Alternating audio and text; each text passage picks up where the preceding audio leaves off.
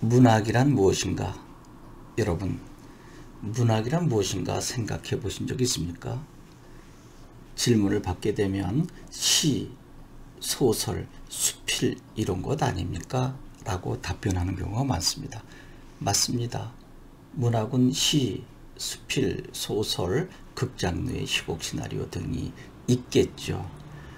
제가 문학이란 무엇입니까? 라고 했을 때 문학은 이러이러한 것이다가 문학에 대한 정의가 될 텐데, 조금 전에 문학은 시, 소설이 아닙니까? 라고 했는데 그것은 문학의 종류가 되겠죠.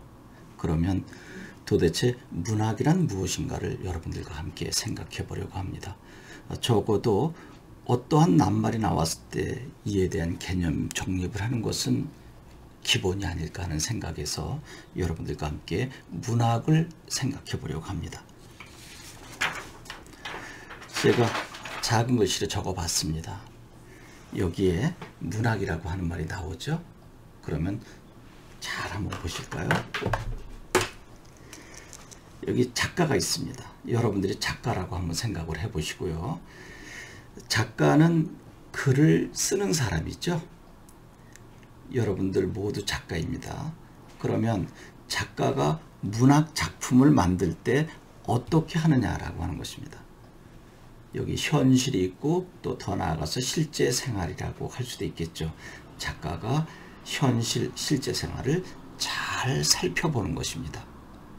이것을 작가의 독특한 안목이라고 표현하기도 합니다. 여러분이 만약에 작가라고 한다면 여러분 앞에 있는 현실, 실제 생활을 섬세하게 살핀다. 직접적 경험이 되겠죠.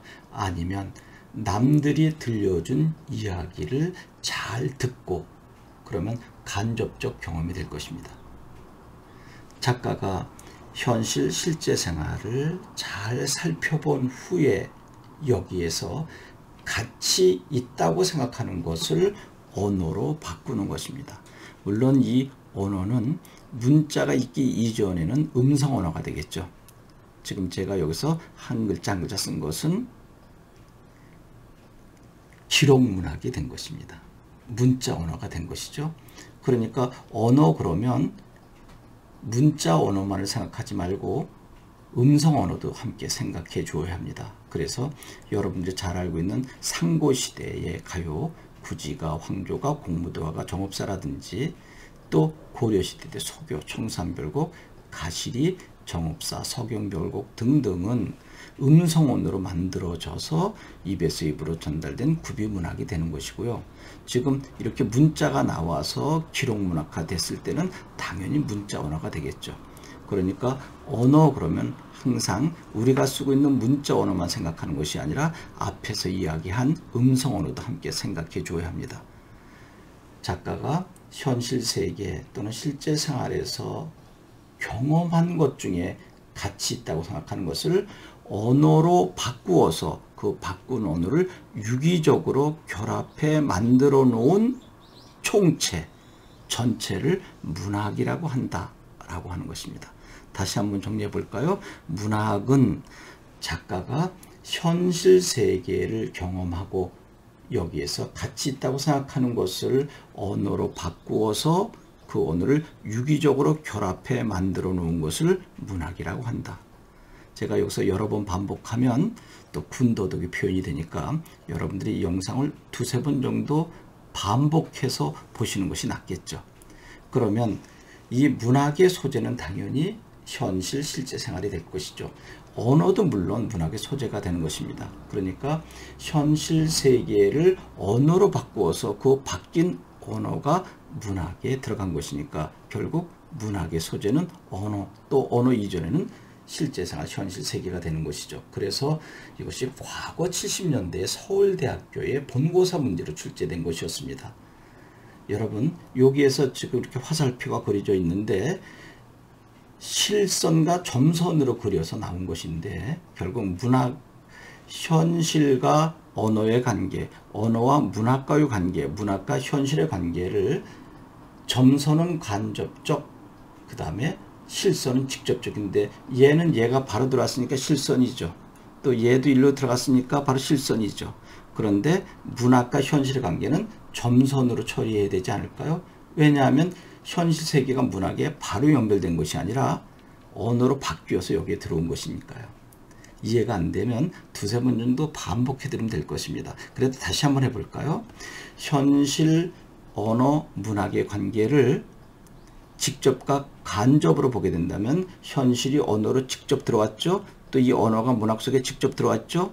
그러면 문학과 현실의 관계는 얘가 매개체가 되었기 때문에 얘는 간접적 관계가 된다라고 하는 것. 그래서 점선으로 처리해야 된다는 것.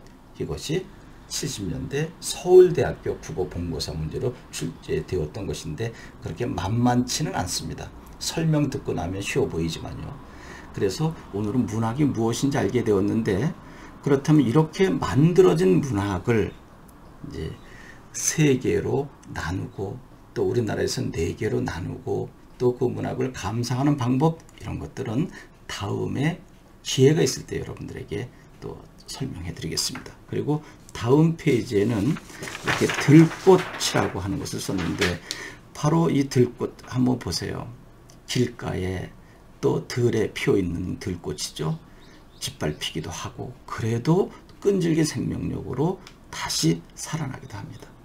그러면 여러분들이 작가라고 생각하고 길가에 펼쳐져 있는 들꽃을 잘 바라보고 이 들꽃을 바라보고 난 다음에 느낀 바를 언어로 바꾸어서 바뀐 언어를 유기적으로 결합하여 집어넣은 것을 문학이라고 하는 거죠. 그러면 들꽃의 종류를 한번 살펴볼까요? 제비꽃도 있고 민들레꽃 있죠. 지금 이제 봄인데 파릇파릇 제비꽃과 민들레꽃이 막 피어나기 시작할 것입니다. 그러면 여러분들 제비꽃을 가만히 들여다보는 거죠. 그래서 제비꽃의 모양새를 보니까 꼭 쪽진 것 같은 생각이 들죠. 보랏빛.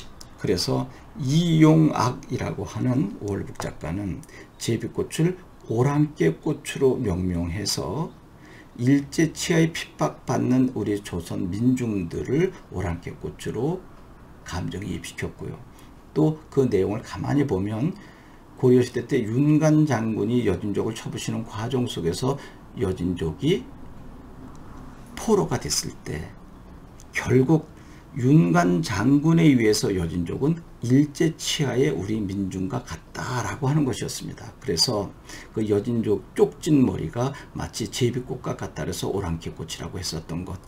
그러니까 이용학이라고 하는 사람은 사물, 즉 들꽃, 제비꽃을 꼼꼼하게 살펴본 후에 여기에서 얻어낸 것들을 하나하나 유기적으로 연결시켜서 문학작품을 만들었고요. 또 민들레꽃, 이것은 조지훈 시인, 청록파 작가, 박목월, 박두진, 조지훈 대표적인 작품이 승무, 고풍이상 뭐 등등이 있었죠. 그런데 조지훈 선생의 민들레꽃이라고 하는 작품은 도대체 무엇을 어떻게 바라보았었는가 궁금하시죠? 바로 이런 것들을 여러분들이 인터넷이나 또는 다른 사전을 통해서 찾아본 후에 조지훈이라고 하는 작가는 이용학이라고 하는 작가는 이 대상물을 이렇게 섬세하게 살핀 후에 그것을 언어로 바꾸어서 유기적으로 문학 시라고 하는 것을 만들어냈구나. 그러면 오늘 이 짧은 영상이지만 여러분들이 이 영상을 적어도 서너 번 반복해 듣고 보면 여러분이 작가가 돼서 나름대로의 대상을 섬세하게 살피면서 조지훈이나 이용학이나 또 그 밖에 작가 시인들처럼 여러분도 시인이 되지 않을까 하는 바람을 갖습니다. 여러분 오늘부터 누군가가 문학이 무엇이냐라고 한다면 작가가 대상을 섬세하게 살피고 거기에서 의미 있는 것을 얻어내서 언어로 바꾸어서 그 바꾼 언어를 유기적으로 묶어놓은 것이 문학이다. 그러면 문학은 언어의 특수한 구조이다 라고 간단하게 정의를 내릴 수 있지 않을까요? 여러분 고맙습니다.